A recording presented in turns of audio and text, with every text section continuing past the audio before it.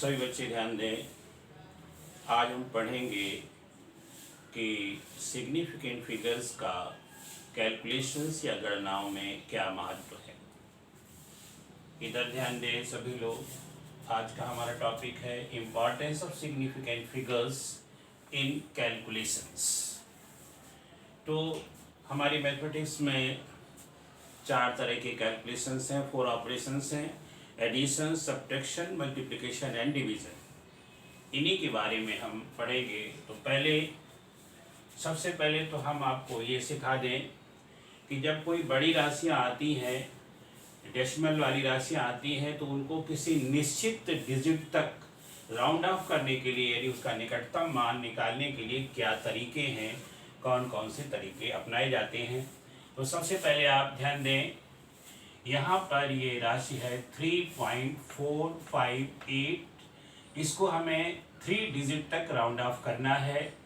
तो चौथे डिजिट पर हम देखते हैं 8 है, और ये 8 5 से ज़्यादा है, इसलिए इसके पहले वाले डिजिट में 1 जोड़ देते हैं, यानी ये आ जाएगा 3.46। दूसरे में देखिए 3.454 लिखा है, और इसको 3 डिजिट तक हमें लाना है, तो या दशमलव के 2 बिंदुओं तक लाना है। तो चौथे अंक पर हम ये देखते हैं, यानी दशमलव के तीसरे अंक पर देखते हैं, या पूरे में चौथा अंक है, दशमलव के यानी अगले अंक में देखते हैं हम कि कौन सी राशि, और ये 4 है जो 5 से छोटा है। अतः इसके पहले वाले अंक में कोई परिवर्तन नहीं होगा, यानी 3.45 ये आ जाएगा। तो समझ गए होंगे, जहाँ तक राउंड ऑफ करना होता है, उसके बाद यदि 5 से अधिक राशि है तो पहले वाली राशि में 1 जोड़ देते हैं, और 5 से छोटी है तो कोई परिवर्तन नहीं किया जाता है। अब इसके बाद फिर देखिए, फिर राशि 3.455, और इसको 3 डिजिट तक लाना है, यानी दशमलव के 2 अंक तक लाना है। तो आप यहाँ चौथे अंक में देखिए, या दशमलव के तीसरे अंक में देखिए, एक ही बात है। तो यहाँ 5 है। अब 5 से बड़ा होता तो 1 जोड़ देते, छोटा होता तो कुछ नहीं करते हैं। अब जब 5 ही है तब क्या करेंगे, तो विशेष ध्यान रखिएगा, इस 5 के पहले अगर जो राशि है, अगर वो ऑड है, ध्यान दें, अगर वो राशि कैसी ऑड 135 इस तरह अगर ऑड है तो उसमें 1 जोड़ दिया जाता है, यानी 3.46 हो जाएगा। यहाँ 3.45 था, 1 जोड़ देंगे तो 3.46 हो जाएगा। और दूसरी ओर देखिए 3.485 है।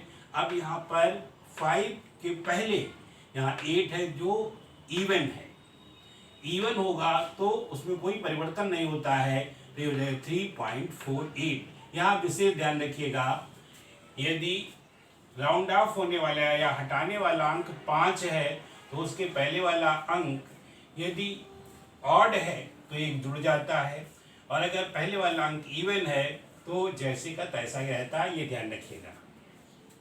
अब हम बताते हैं मतलब सिग्निफिकेंट का हमारी जो गणनाओं में क्या महत्व है सिग्निफिकेंट फिगर्स का। यहाँ पर सबसे पहले लेते हैं योग, एडिशन। यहाँ पर ये 2 राशियाँ लिखी 27.8 एंड 1.324, इनको जोड़ा गया है। जोड़ने के बाद ये तो सिंपल है, छोटी कक्षाओं का जोड़ है।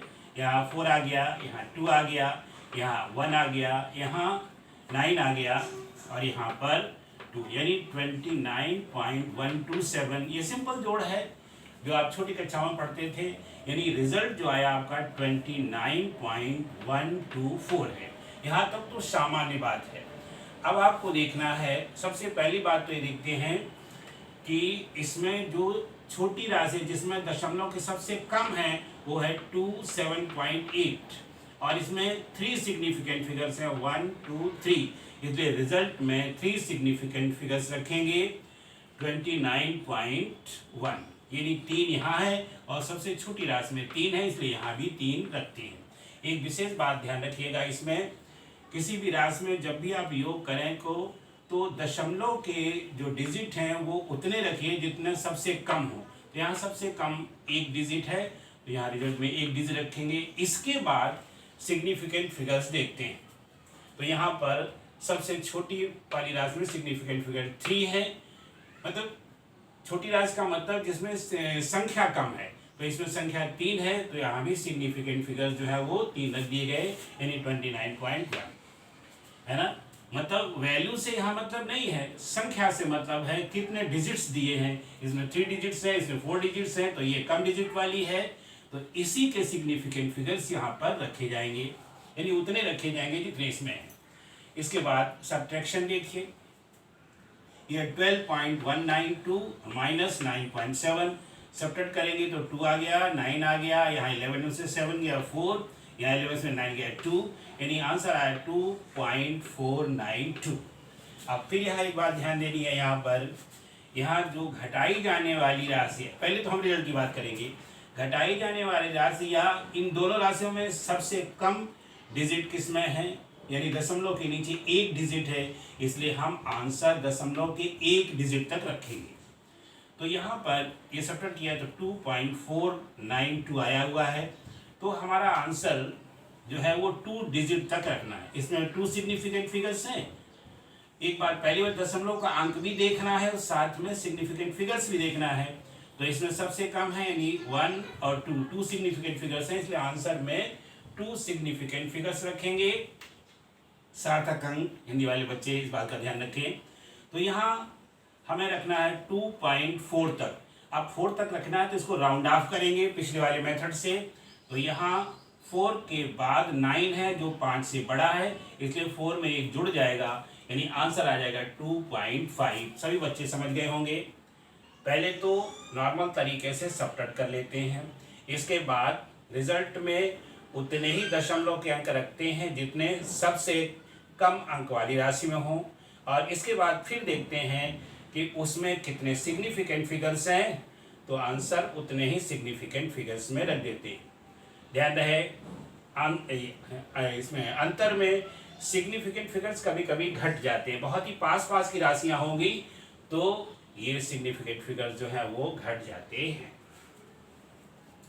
अब यहाँ गुणाया मल्टीप्लिकेशन, यहाँ देखिए लेंथ सेंटीमीटर्स में, ब्रेथ सेंटीमीटर्स में, एरिया ये भी निकालना है, तो ये हो जाएगा लंबाई गुणा चौड़ाई, दोनों का मल्टीप्लाई कर दिया।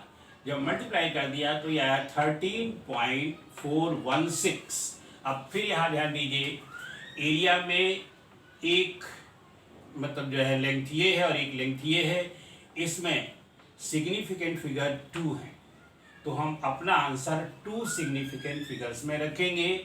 तो यहाँ पर 13.416 आया है और इसमें 2 सिग्निफिकेंट फिगर ऊपर से लेंगे तो ये 13 आएगा, और पॉइंट अब ये सभी छोड़ देंगे, यानी सिग्निफिकेंट फिगर्स में आंसर आएगा 13 सेंटीमीटर, है ना। व्यवहारिक जीवन में कभी कभी इसको 1 डिजिट तक रख देते हैं, क्यों, इनमें कम डिजिट जो है दशमलव की 1 है, तो इसको 13.4 आंसर रख देते हैं। लेकिन अगर आंसर ये पूछ दिया जाए सिग्निफिकेंट फिगर्स में बताइए, तो ये आंसर 13 सेंटीमीटर स्क्वायर होगा। अब भाग में देखिए, डिवीजन में डिस्टेंस ये गिवन है, टाइम ये गिवन है, हमें वेलोसिटी निकालनी है, तो वेलोसिटी क्या होती है, डिस्टेंस अपॉन टाइम। तो यहाँ पर डिस्टेंस ये ऊपर रख दिया और टाइम नीचे रख दिया गया। जब डिवाइड किया तो यह आया 9.74757 मीटर पर सेकेंड। अब यहाँ देखिए, ये न्यूमरेटर है, डिनोमिनेटर है। जो डिनोमिनेटर है यानी टाइम की जो राशि है उसमें 3 सिग्निफिकेंट फिगर्स है, 1 2 3, तो हम अपना आंसर जो है वो कम वाले सिग्निफिकेंट वाली राशि के बराबर रखते हैं, यानी 3 सिग्निफिकेंट फिगर्स हैं, तो यहाँ पर आंसर 3 में रखेंगे। 9 पहले यहाँ देखते हैं 3 अंक यहाँ तक होते हैं, यानी 9.74 तक होते हैं। अब इसके आगे जो राशि लिखी है या जो अंक लिखा है वो 7 लिखा है, एंड 7 इज मोर देन 5, तो इसमें एक जुड़ जाएगा और ये आ जाएगा 9.75 मीटर पर सेकेंड, ये वेलोसिटी आ जाएगी। तो सभी बच्चे समझ गए होंगे। अब विशेष स्थितियां क्या होती हैं, स्पेशल कंडीशन या केसेस क्या होते हैं।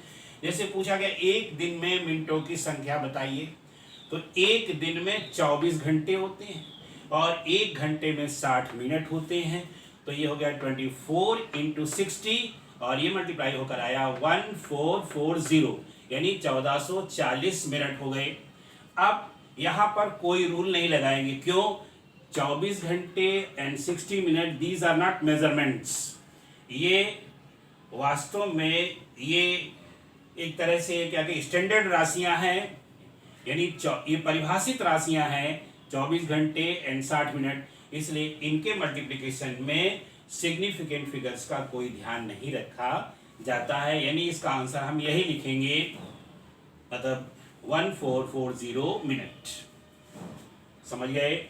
अब आगे देखिए, वृत्त का व्यास दिया हुआ है 2 पॉइंट, मतलब ये दूसरा एग्जांपल है 2.40 सेंटीमीटर, और हमें सरकमफरेंस निकालनी है। तो सरकमफरेंस बराबर होती पाई डी। अगर रेडियस होता है तो 2 पाई आर होता है, यहाँ पर डायमीटर है तो कितना हो गया 2 पाई डी। यहाँ पर सॉरी 2 पाई डी। और पाई की वैल्यू तो अगर आप निकालें तो अनंत तक निकालते चले जाएं। पाई 3.14159 और समान बढ़ते चले जाते। क्यों? 22/7 नॉन टर्मिनेटिंग होता है, चाहे कब तक भाग करते चले जाए, अनंत तक भाग होता रहेगा। तो बेटा इधर ध्यान दीजिए। अब इसका रूल क्या है, जो गिवन है क्वांटिटी उसमें कितने मतलब जो है कितने डेसिमल पॉइंट हैं, तो इसमें 2 डेसिमल पॉइंट है, 2.422 डेसिमल पॉइंट है। तो पाई की वो वैल्यू सिलेक्ट करेंगे जिसमें एक ज़्यादा डेसिमल पॉइंट हो, यानी यहाँ पर 2 है तो 3, यानी यहाँ पर 3.142, 3.14, और यहाँ 2 क्यों हो गया बेटा, ये 5 है और ऊपर 1 है, तो अगर इसको राउंड ऑफ करेंगे तो यहाँ पर 2 हो जाएगा, इसलिए हमने यहाँ लिख दिया 3.142। सारे नियम यहाँ से लगाए जा रहे हैं, ये आ गया, और इसके बाद इसको मल्टीप्लाई कर दो।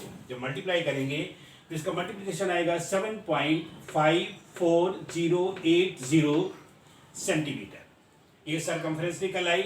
अब फिर यहाँ ध्यान दीजिए, इसमें जो हमारा डायमीटर है उसमें 1 2 3 सिग्निफिकेंट फिगर्स है, इसलिए हम अपने आंसर में 3 सिग्निफिकेंट फिगर्स रखेंगे, और ये आ गया 7.54। यहाँ पर 7.54 के बाद 0 है तो सब छोड़ दिया जाएगा, केवल आंसर लिखेंगे 7.54 सेंटीमीटर।